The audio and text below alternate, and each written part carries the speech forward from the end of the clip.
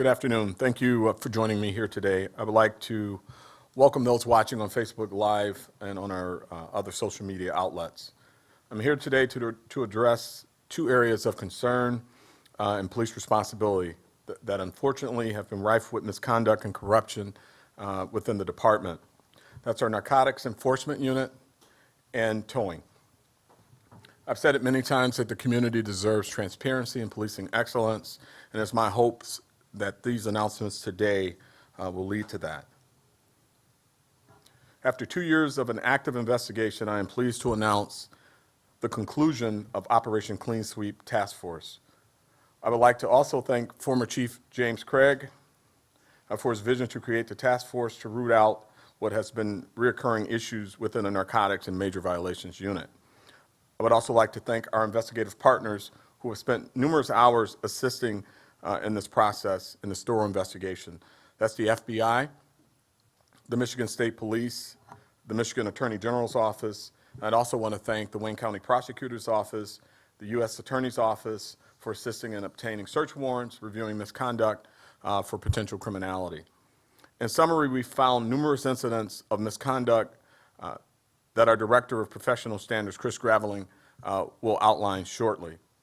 I want to emphasize that not all DPD members assigned to major violators over the past 10 years were engaged in this misconduct. Again, not all of the members assigned to major violators over the past 10 years were engaged in this misconduct. In fact, the opposite is true.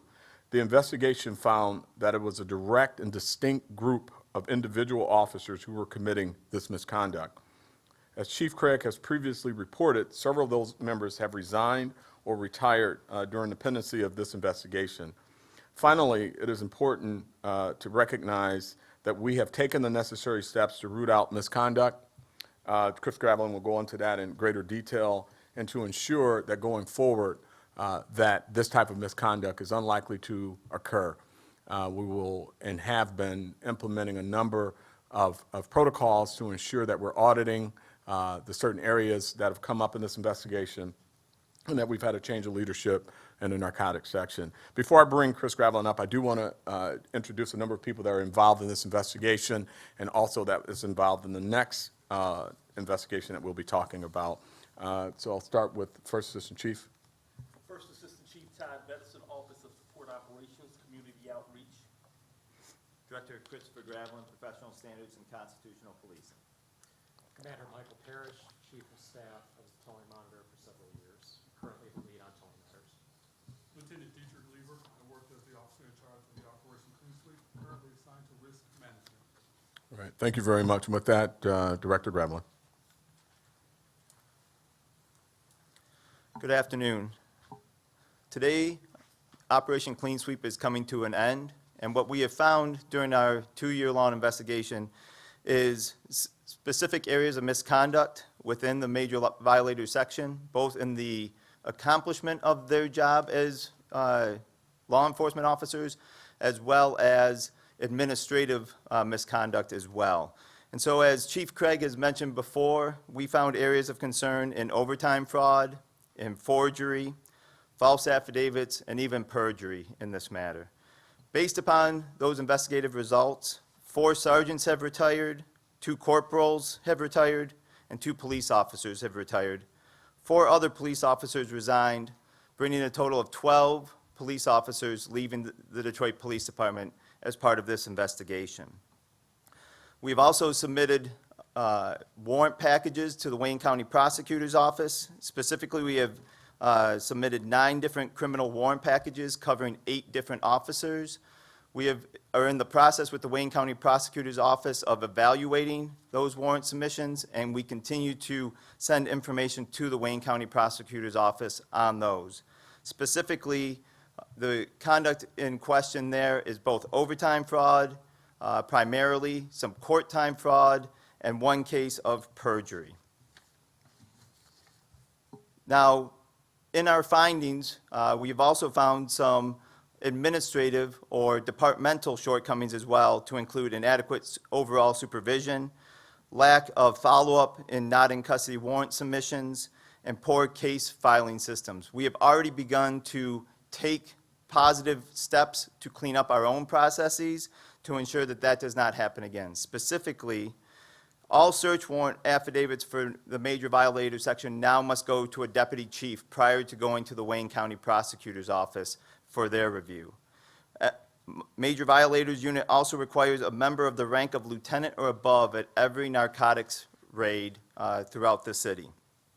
The practice of releasing or flipping felony drug offenders has ceased at the major violators unit. While working overtime now, major violators members must do a body-worn camera introduction, state what their purpose is, and also on and off-duty times. All overtime is now managed digitally, and so managers immediately have information on a daily basis of who is working overtime. All MVU surveillance notes are now digitally stored and part of the RMS system. Arrest warrant status of each offender is now digitally tracked as well. And organized crime now has 3 lieutenants assigned, where they only had 1 before, to increase supervision within organized crime and the major violators unit. With that, I hand it back to Chief White.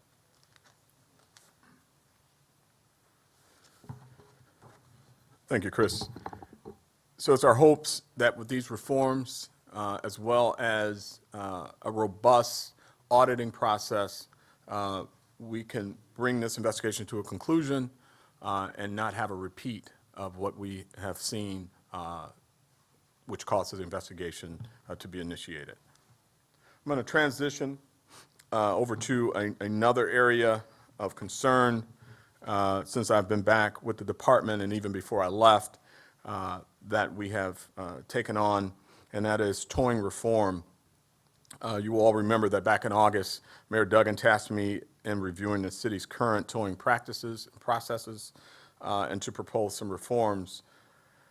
After extensive review, we have looked at a number of different practices. We've looked at other agencies that have a similar model around the country, and no other tow unit operates exactly the same around the country, and certainly ours is not unique to that. But in doing so, we found a few opportunities to make a number of improvements to our processes, and this was also informed candidly by some of the information that we've learned through the course of a number of investigations, some of the indictments, information that have been released. We tried to build in our reforms processes that would make it very difficult, if not entirely impossible, but I won't say anything's impossible, but very, very difficult for anyone to repeat some of the behavior we've seen. We've identified really 4 key areas that we have to focus on as we go forward. One is the procurement of a specialized tow management software. Number 2 is the procurement of towing services utilizing standard city practices. Very important. Before, you all will remember, there was a tow permitting process that did not follow the city's already established procurement process. Currently in place is that permitting process, but we are moving very quickly to move the tours into a procurement bidding process. Increase accountability through the implementation of a code enforcement unit. This will be a civilian oversight code enforcement unit, and many cities have that. And what they do is they go out and ensure that the practices and the policies are being followed, the rules are being followed. We will have an investigative arm to that process, so if violations are found, that there will be an opportunity to come in and coordinate an investigative arm and an investigative process with the police department. But the responsibility of that will be this code enforcement unit, which is a non-sworn investigative unit that will have the authority to ensure that the contracted tours are complying with the rules and that the citizens are being serviced appropriately and effectively. And then finally, as I mentioned earlier, the procurement process, but in addition to the procurement process, is the Citizens Towing app. And that is something that we're looking to do. We put out an RFI, or I'm sorry, a request for information by vendors, where we will have a request out to build an app so the citizen will have the ability to download the app on their phone. If they are requesting a tow, they will know on the front end who's coming, how much the costs are, so there's no intervening or intervention by any person or persons to change who the tower is or who's going to come out and handle the towing of the vehicle. But most importantly for us is that there won't be any change in costs, and you will know on the front end exactly where your car is going and who you are contracting with. The city will also hire a contractor to provide this tow management software for vehicles ordered impounded by us, the police department. That's important, that we have the same transparent process, because as you know, the police department has a tow operation, and it's important that we follow the same processes as the privately contracted tows. The system will track key information on vehicles from the time of the vehicle is being towed, which is important, through the time that the vehicle is released. And that'll allow us to audit the fees associated with it. This automated process will be used to distribute towing opportunities.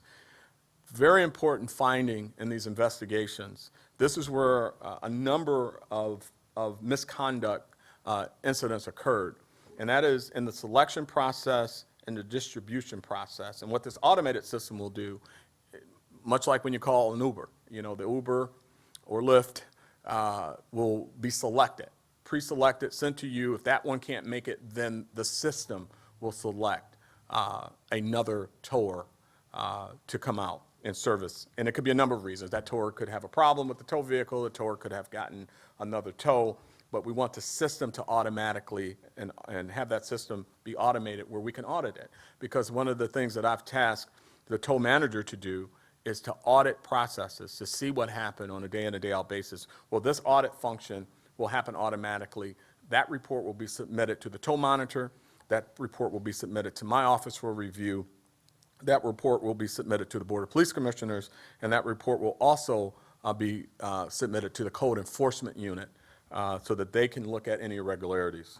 And again, this will help guard against anyone who is steering tows towards certain companies. There should be a clear and concise process that shows who's getting tows, what time they're getting tows, and why they're being selected for tows.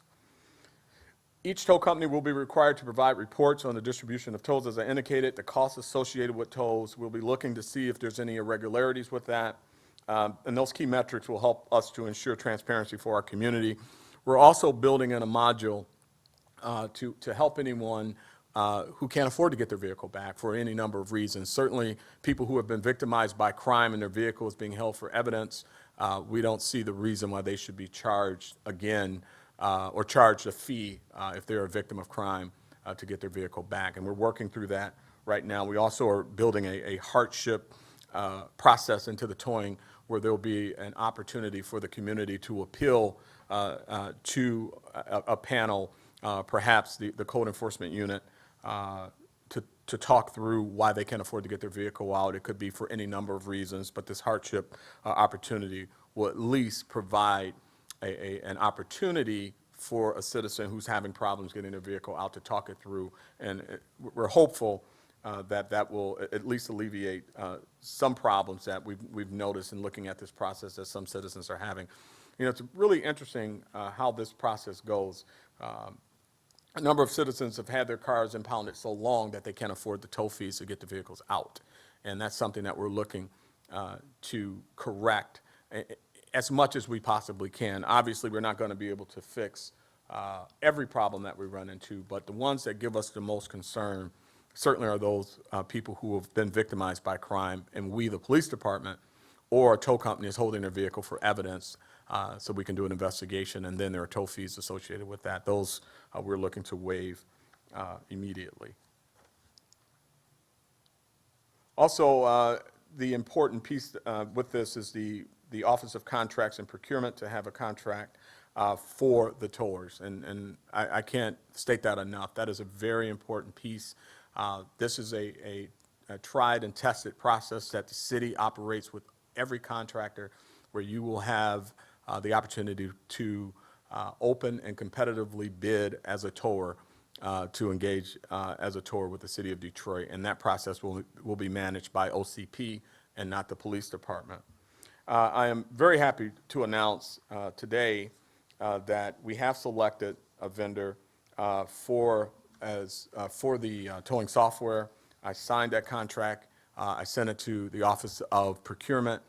They're evaluating that process now and that contract, and hopefully that will be going over to City Council very soon.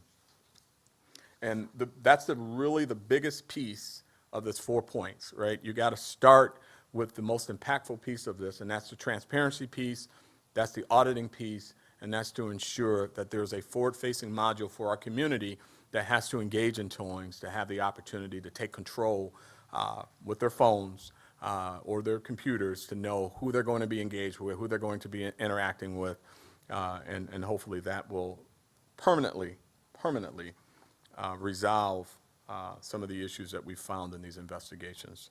So with that, I will take any questions that you all may have. Thank you. Can you approach the podium, announce your agency and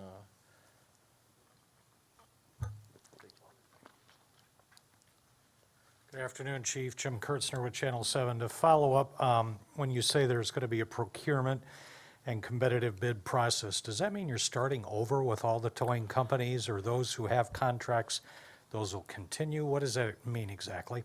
Yes, so we've already opened it up for bids, and that happened actually prior to my arrival back in the police department. But going forward, what I'm speaking of is anyone who wants to be a tower will have to participate in an open and competitive bid process.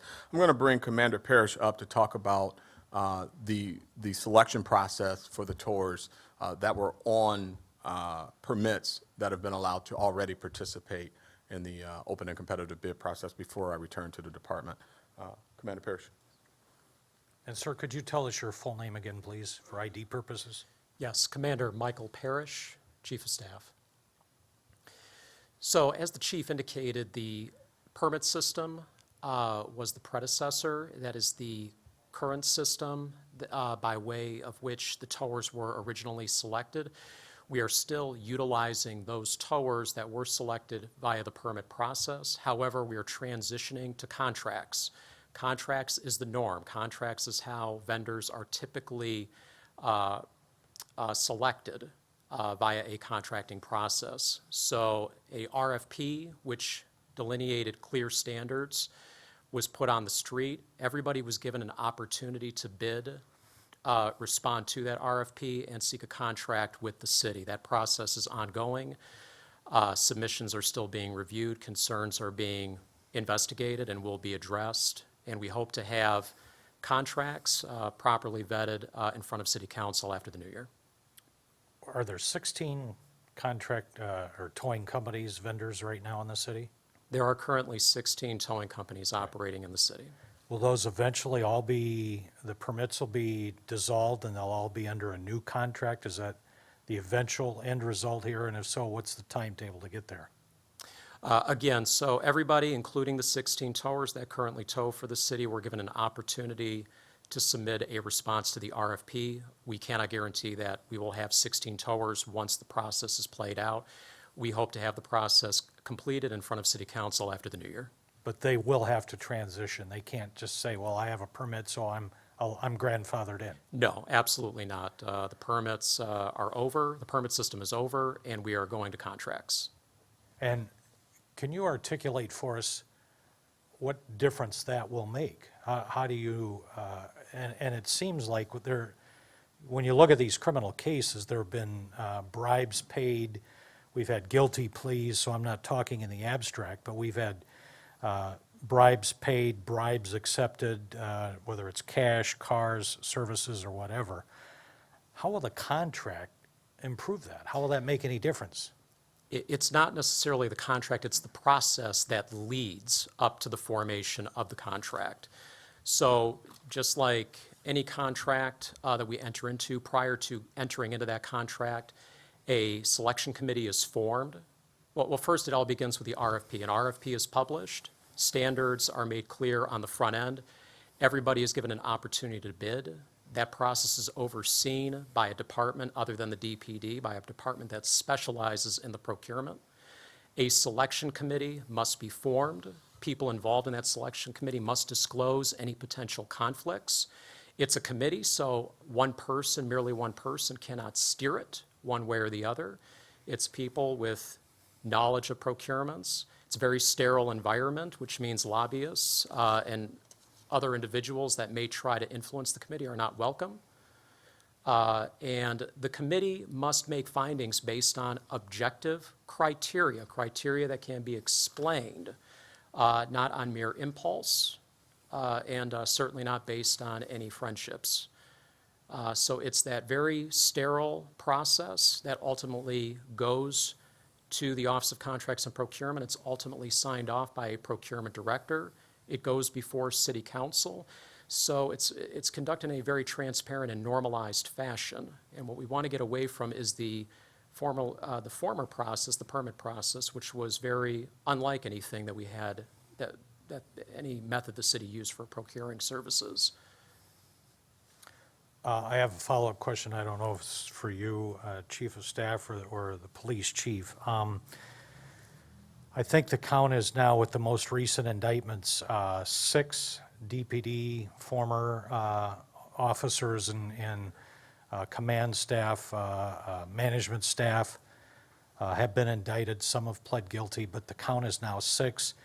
2 city council members have pleaded guilty and resigned. 2 have been raided and implicated but not yet charged. Is that the accurate numbers at this point? And then once I've established that, I have a follow-up question.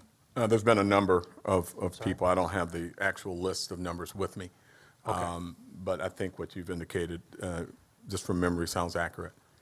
And so what's your comment to the community? I know you've addressed this in the past, but what's your comment to the community of how deep this ran and how deep this corruption was? Yeah. And now you're tasked with fixing it. Yes. So, this has been an ongoing problem in the city, in the department for many, many years. The department, the city, the community deserves a transparent process. And, some of the things that have happened are inexcusable. Those responsible are being held accountable. Those who, have been charged will get their day in court. This is something that has certainly, been a challenge, but we're up for the challenge. And I'm committed to making sure that we have a transparent process. I'm excited about this software because this takes the human element out of it. It's audible or auditable. And as Commander Parrish has indicated, when we looked at these processes, much of what we came up with, this whole reform package is informed by some of the misdeeds and the misconduct that we found. So this is really eliminating opportunity. The community, I thank them for their patience. They're frustrated. Our officers are frustrated. We've got good police officers, men and women, the overwhelming majority out here day in and day out doing fantastic work. And I don't get to stand here and tell you about that. I get to tell you about towing again. And so, they want it to stop too, because they want to celebrate the fantastic work and life-saving work that they do on a day in and day out basis. Yet when I step up here, I'm not always talking about that. So we're committed. This command team is committed. I'm not making excuses. I'm going to make changes. And these are the first part of those major changes. That type of conduct is unacceptable. And if it's a member of this police department, it's my job to ensure that that's not the case. As I keep saying, and I will say it again, wearing a badge is not a right, it's a privilege. And to engage in the privilege of wearing this badge, you must conduct yourself with the utmost respect, character, and certainly understanding that if we erode our reputation with this community, it'll be almost impossible to get it back. So we're going to work very hard to ensure that we respect what the community expects of us, and we're held to a higher standard. I'll get off my soapbox, but that's where I'm at with it. Accountability, transparency, and this represents the first piece of that. Just one more quick follow-up. Was this an investigation that the feds had the ability to do with all of their techniques that could not have been done in-house in DPD? Well, let me say this. We have, the feds, as you say, the federal partners have been fantastic partners. They have been transparent partners with us, and they've taken us along for the ride of their investigations, but we've had some incidents that we've turned over or shared with them. And I'm, happy to have been a part of that partnership, and I'm going to continue to be a part of those partnerships.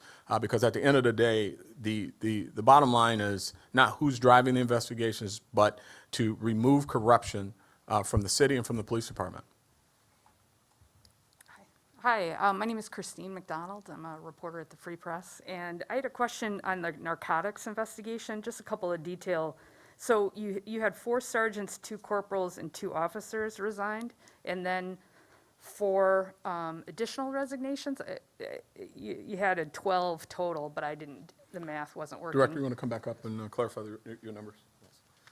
So the original 8 those people retired under Okay. charges or pending this investigation. Then the other 4 resigned. So the distinction that we were making there were those initial 8 had enough time in service to retire from the Detroit Police Department. The other 4 resigned prior to having sufficient time to retire. Okay, so am I doing the math wrong then? 8, that would be 12. Okay, sorry.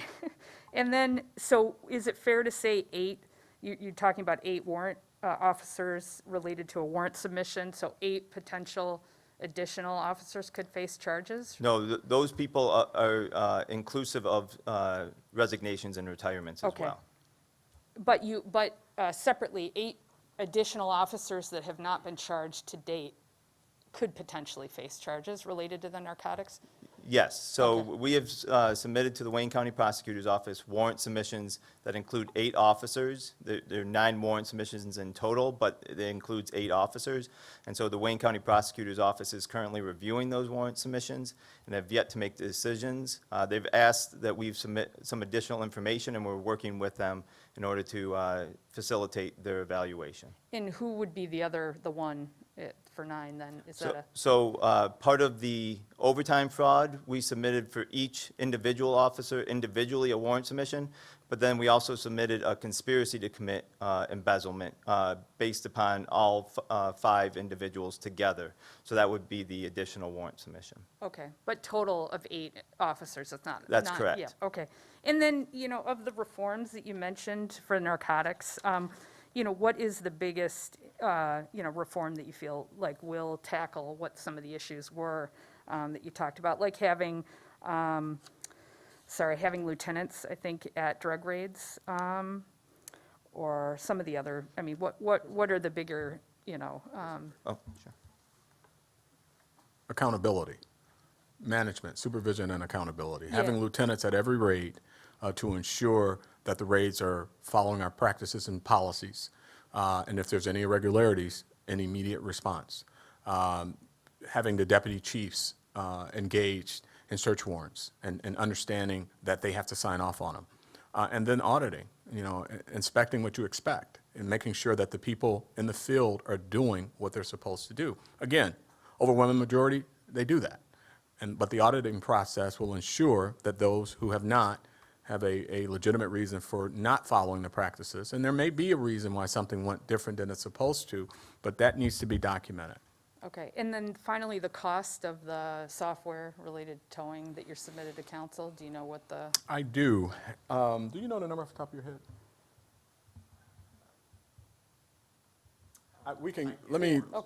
Let's get that. I don't have the actual number. I'm going to give you a bad number. John Hewitt, Chief, WWJ. Just 2 quick ones. When it comes to, and appreciating it's a federal investigation, when it comes to the towing, to your knowledge, is that still active? Could there be additional charges? Do you know where that investigation sits despite all the changes you're announcing today? Well, obviously, I can't speak to the federal investigations. So it would be appropriate for me to speak on that. I'm updating you as to where we are right now with towing reform. but Still open? It's still open. Okay. And the other is in regard to those that were allowed retirement in regard to the Operation Clean Sweep. Can you clarify at all, I'm assuming some may be involved in these warrant submissions, not allowed to retire with benefits, et cetera. What could be the repercussions here? Yeah, so that would be beyond my authority. if they've served the city and they're entitled to a retirement, and they have not been charged at the time that they choose to retire, they're eligible for their retirement. And so now future charges, it's my understanding that there's some legislation regarding being entitled to your pension if you commit certain misconduct. We haven't engaged that at this point, but right now, speaking to your question, we didn't allow them to retire. Those who chose to retire, retired. So forgive me, so in plain speak or layperson's parlance, if they are found to have done something inappropriate legally and are charged, convicted, they're still allowed their retirement and pensions just because they retired ahead of being charged? So currently, that's the case. Currently, that's the case, yes. Thank you. Yep. All right. Good afternoon, Chief. Eli Newman, WDET. Concerning Operation Clean Sweep, so we had, I think, a number of these resignations and retirements announced last October. So I was just wondering if there was anything that had substantially changed between October's announcement of 2020 versus now. And then also just looking at what the total number of the collective overtime fraud that the department calculated in terms that was erroneously, paid out to these people. I'll bring the Director of Professional Standards up to give you the numbers again. With regards to what has changed, as you are aware, I took office in June, and in my review of the investigation, the fact that the report has been concluded, it is in the review stages now. We're confident that we've rooted out the problems and that we can move forward. So today's announcement is the conclusion of Operation Clean Sweep. The Director can come up and provide you the numbers on the other charges. So in terms of one officer, we calculate approximately $16,000 worth of fraud based upon court appearances. The grand total on the overtime, this occurred during the spring and summer of 2019. We approximate that to be somewhere around $10,000 to $12,000 as well. Sure, and just to be clear, the time where these alleged crimes had committed was relegated to summer of 2019? No, the one sergeant with the court time overtime fraud of $16,000, that occurred over several year time period, approximately 2016 through 2018. And then the overtime fraud occurred primarily in the spring and summer of 2019. Sure, and just to be clear, there haven't been any more officers from the narcotics unit that have been implicated in this scheme since last fall? Since last fall, that's correct. Okay. Thank you. Appreciate that. Thank you, sir. All right, thank you, everyone.